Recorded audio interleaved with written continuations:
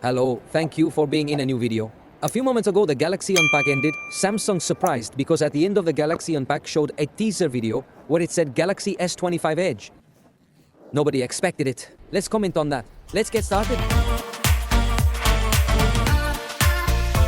Well, previously I already posted you the video summary of the entire Galaxy Unpacked, and at the end of that video I told you I'm going to go running to see what I get to see, and indeed I already went running. I'm back and I want to comment on what I saw. Unfortunately, they won't let us touch the device or try to interact with it.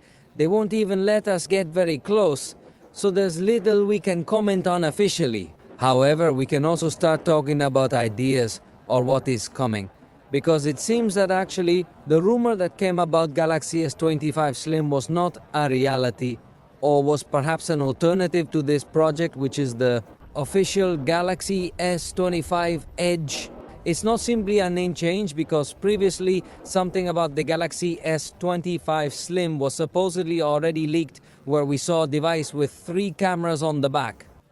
However, in this case, officially, we could already see that this prototype or this sample that Samsung is having here only has 2 cameras. So it's interesting what Samsung could do in terms of the arrangement of these cameras, because this is where they could get very creative or they could disappoint anyone of the two.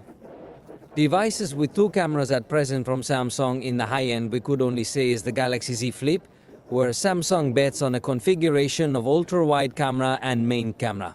In this case, being part of the S series, I personally don't think Samsung will make the decision to place an ultra-wide camera. A main camera with absolutely no zoom-focused camera, and that's what I tell you, something creative could come in. You guys post your ideas below of what you would like this 2-camera arrangement to look like. I would go for something like this. Ultra-wide camera with 200 megapixel sensor, so that applying a crop also gives you the perspective of the main camera with the same quality. So there, let's say we already cover a distance from maybe about 16 millimeters to 24 thanks to this crop inside the sensor use, and later on I would go for a 3x optical zoom camera, maybe also with 200 megapixel sensor, so that by applying a crop inside the sensor we can reach maybe 6x, still with optical quality, and this way with only 2 cameras we can cover a good distance space. But let me know how I tell you your opinion in the comments. It will be very interesting how Samsung is going to do to solve this, or if they are just going to go to the basics and give us 2 ultra-wide main and telephoto cameras in a slim form factor, and that's it. Personally, I would like them to get a little more creative to solve with only 2 cameras what 3 or 4 cameras would do in other devices. On the other hand, the ultra-slim focus seems to be a reality. Previously, it had been leaked that Samsung was making the Galaxy Slim with a thickness of about 6 odd millimeters. But in these samples, I caught a glimpse of. I'd say the thickness is closer to 5 millimeters. So it's very interesting.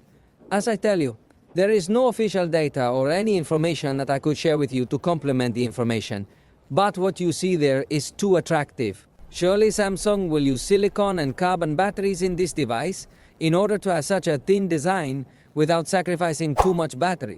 Because that will be another very important aspect to see how Samsung ends up solving. The easy way out would be to give you a 4000 mAh battery or even 3500, and you're done justifying it on the grounds that it's a thin device and you get that and that's it. But the creative way out and the innovative way out and the way out that we all want to see from Samsung as a strong brand would be to give you a silicon and carbon battery.